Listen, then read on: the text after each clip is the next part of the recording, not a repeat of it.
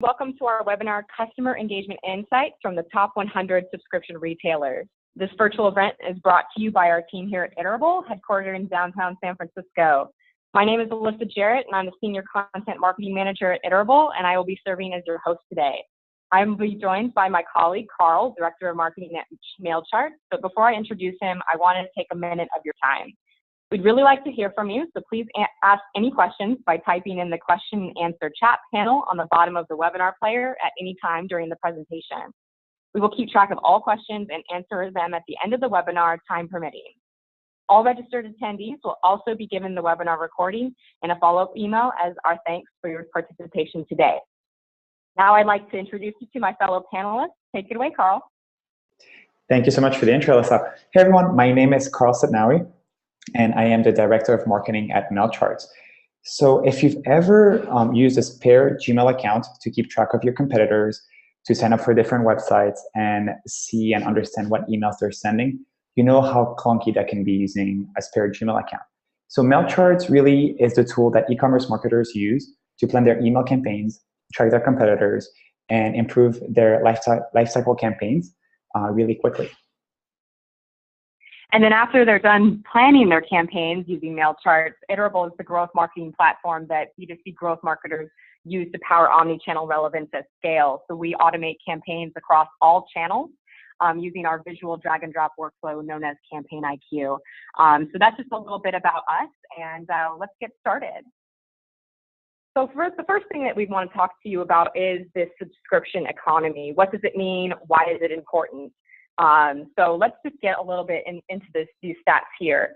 So as you can see, we are now experiencing a subscription economy. $429 billion was spent on subscriptions in the United States in 2015, and now that Gartner is expecting that to reach $1.2 trillion by the end of 2017. So that's a 7-year increase of 458%. That is insane. Slide. You can also see that US box subscribers is also increasing at 4.5 million to 7.5 million to 11 million in 2017. So again, this market is going to spur disruption and innovation. So we're going to cover these market trends so that you can learn from them regardless of your industry. All businesses can follow their lead by providing ongoing value, memorable experiences, on-demand fulfillment, and personalized service. So this is important in order to create long-term relationships with your customers one-to-one at scale. So we, here at Iterable, we recently published the User Engagement Top 100 report for subscription retailers, and we studied 3 major campaigns in this report. We studied welcome campaigns, blast campaigns, re-engagement campaigns, and Carl is going to talk a little bit about cart abandonment campaigns later in this presentation. So to analyze opportunities that subscription box companies have, we evaluated these campaigns and tracked all of their communications over the course of 3 weeks. So we're going to dig into the numbers here.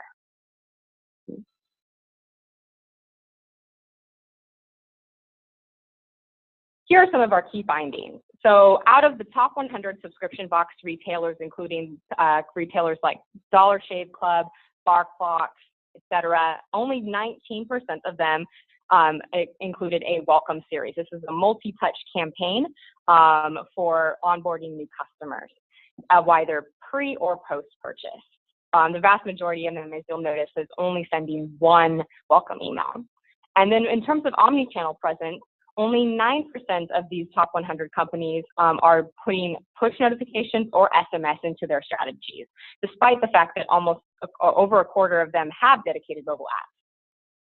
And then the last part that we noticed here in the study is that 13% of companies have dedicated re-engagement campaigns. This is surprisingly low for an industry that is so interested in decreasing churn and preventing it in the long run. So Carl is going to talk a little bit about how the Box 100 differs from the e-commerce industry as a whole. Thank you, Alyssa. As Alyssa mentioned earlier, the box subscription commerce has been growing incredibly fast. And one thing that's interesting to note here is that if you compare the sending behavior, so here you can see the last quarter of emails, so the last 90 days worth of data for emails sent based on how many emails they're sending each week. You can see that Iterable Box 100 companies, on average, send about 1 email less than e-commerce companies. And the takeaway for you here is that if you feel like you are sending too many emails, the answer oftentimes means that you can spend a bit more time personalizing and following some of the tips we're going to share down the line to send more efficient campaigns. On the next slide here, we continue the comparison of the Iterable Box 100 with the e-commerce industry. You can see that the average subject line length and the mobile optimization rate is roughly the same. What's really interesting, though, is that we can see that these box companies lean in much more heavily on personalization and leveraging emotion by using emojis in their subject line and using animated GIFs to spice up their emails, which is really interesting. What you're seeing here is the comparison of promotional to non-promotional emails. So it looks like basically both groups send roughly 50% of their emails are promotional. So those two are pretty much on par. What's really interesting, though, is if we look at the next slide, the discount strategy between box companies and regular e-commerce companies is completely different. Box companies, you can see that the average percent off spikes at 70 to 80% off. So that's a very, very steep discount. They're doing this to get potential customers to join for the first time. And then they're really relying on them not churning and continuing through with their subscriptions. Comparing this to the e-commerce industry, you can see that the spikes are more around 20 and 30%, followed by 50 and 60%. So the takeaway for you as you're thinking about your marketing strategy and discount strategy is, what can you do to lower the barrier of entry for somebody to purchase from you the first time?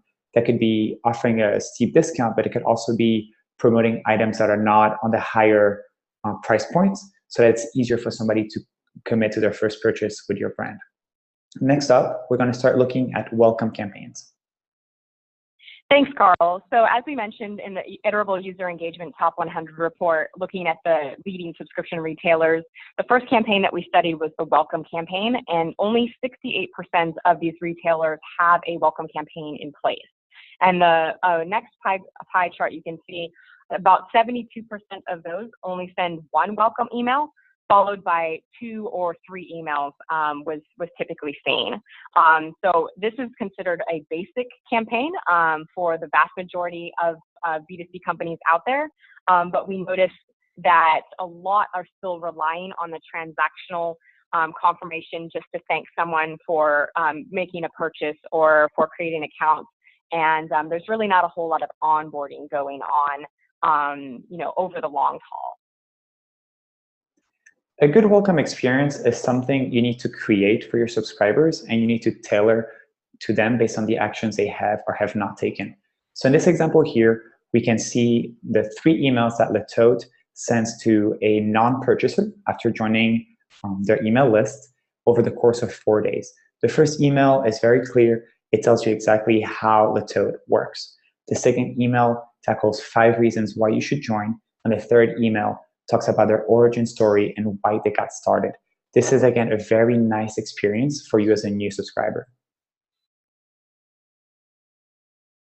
And one of the things that's interesting to compare between Le Tote's welcome series and this one provided by Rocksbox is that Le Tote offers their welcome series pre-purchase. So the whole intent is how you're trying to get that customer to convert and become a paid subscriber.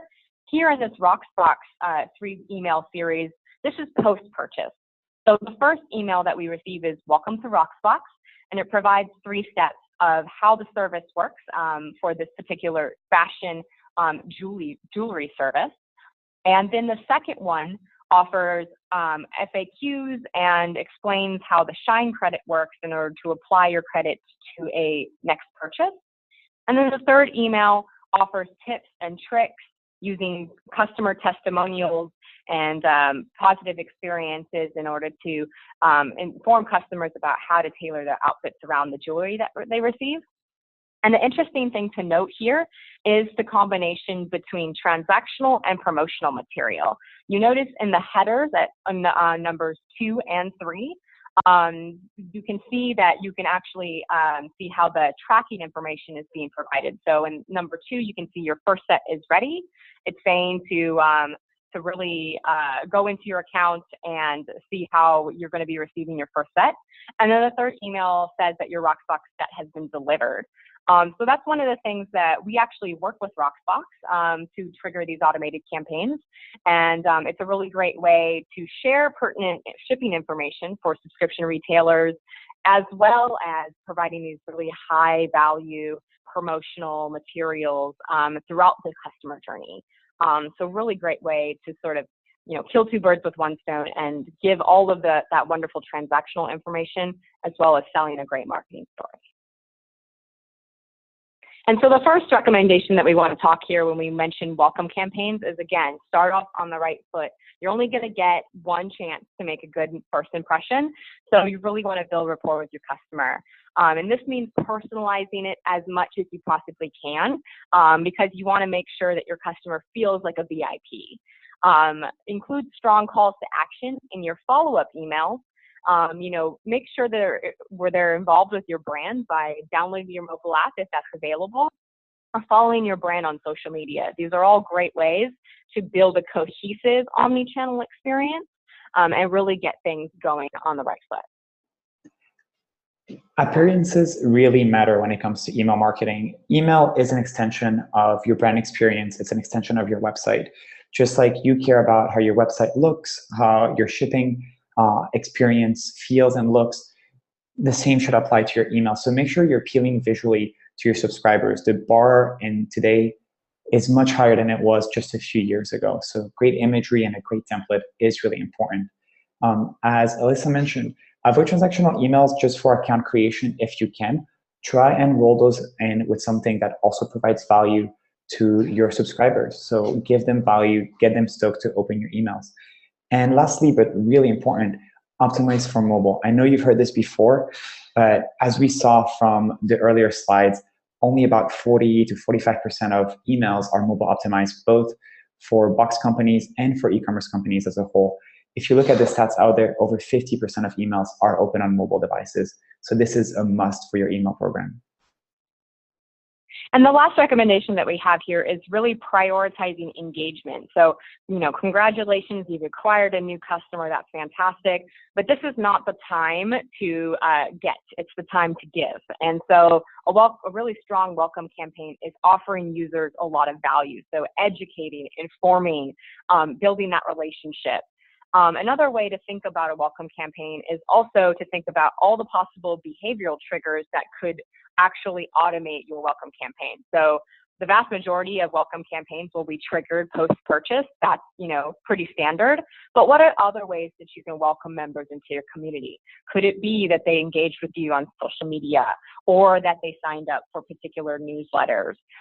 So even if they haven't converted quite yet, you really want to welcome them in to make them feel like a part of your brand, and that's more likely to lead to conversion down the road.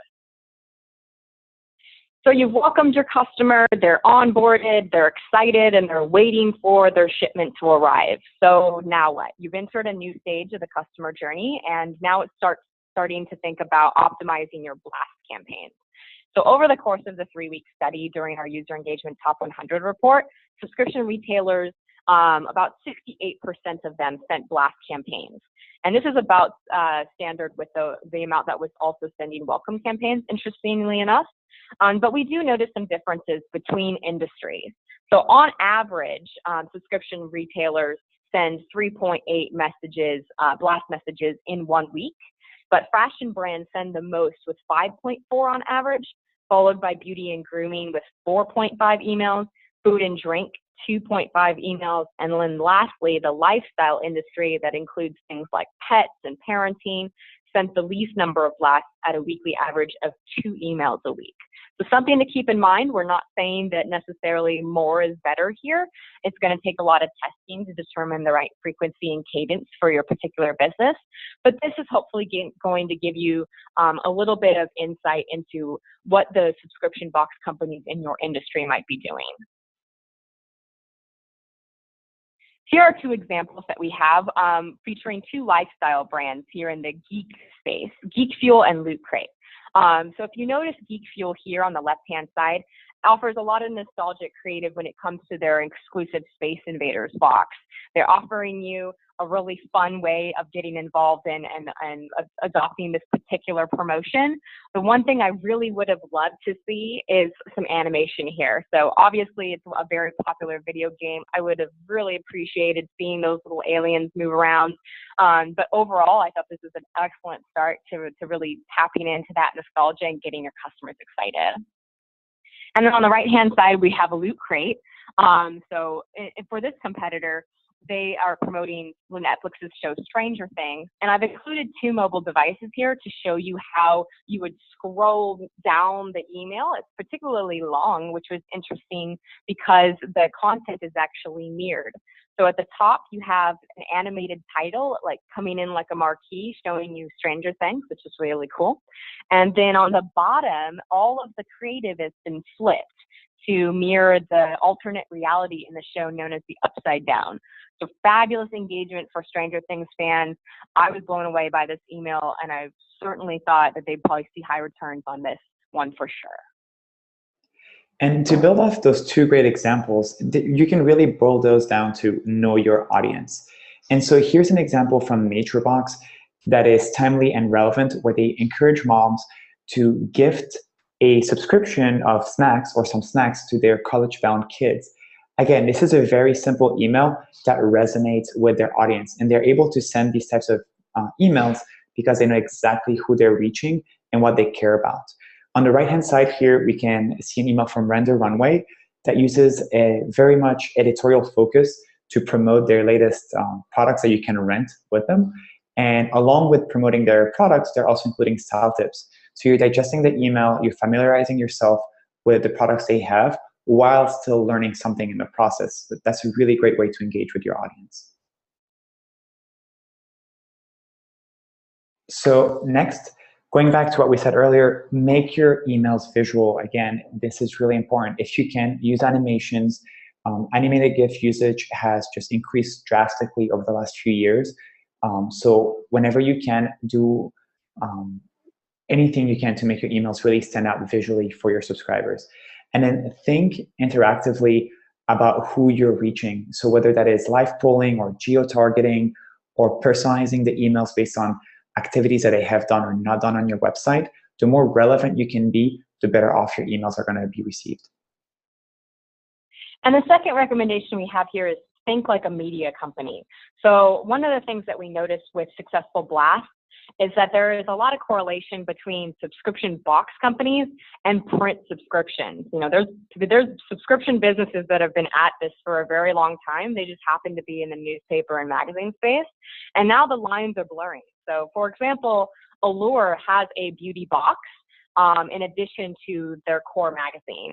But not all companies are, have this print subscription model in addition to their physical products, but they can still offer things that entertain the customer. Carl pointed out Rent the Runway's really interesting blast. It looks like a fashion magazine, and that's really engaging for subscribers today, as giving them something to look forward to. They may only receive a shipment once a month or once a quarter. And so how are you going to use blasts effectively to keep them on the hook and to keep them, begging for more month after month? And using print subscription tactics is a great way to really boost up your editorial content, we provide great features, and really get people excited. So the third campaign that we analyzed in our report was the re-engagement campaign. So this is after we canceled our subscription, what kinds of messages did we receive post churn?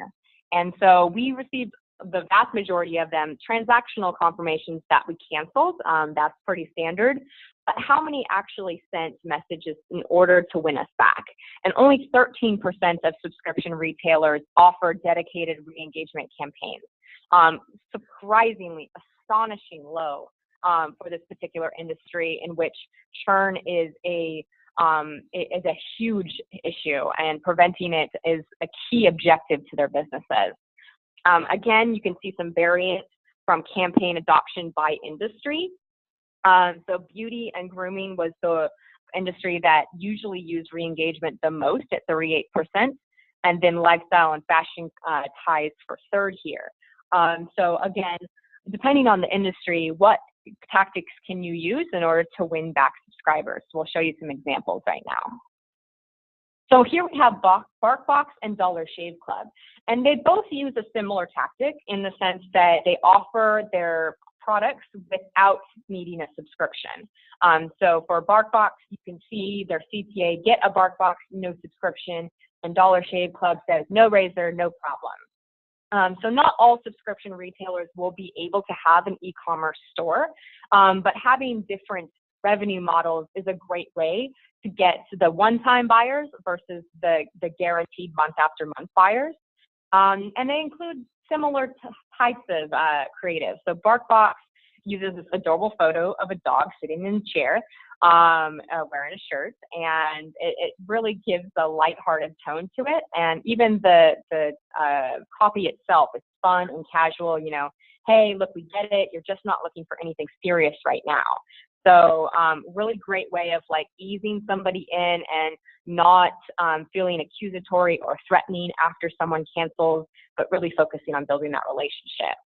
And then on the other side, Dollar Shave Club, again, very calm and collected with their no razor, no problem, and offers a very easy way to just reactivate their subscription.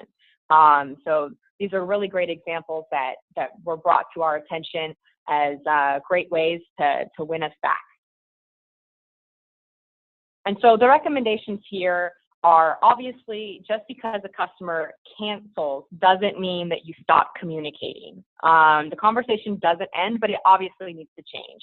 So you need to encourage your users to come back, maybe even review their frequency. One of the popular tactics we saw with meal box subscriber companies like Blue Apron or Plated is that their re-engagement campaigns revolved around changing your meal delivery date or changing your frequency. Maybe you need to skip a week because you're busy or on vacation. You don't need to cancel your subscription entirely.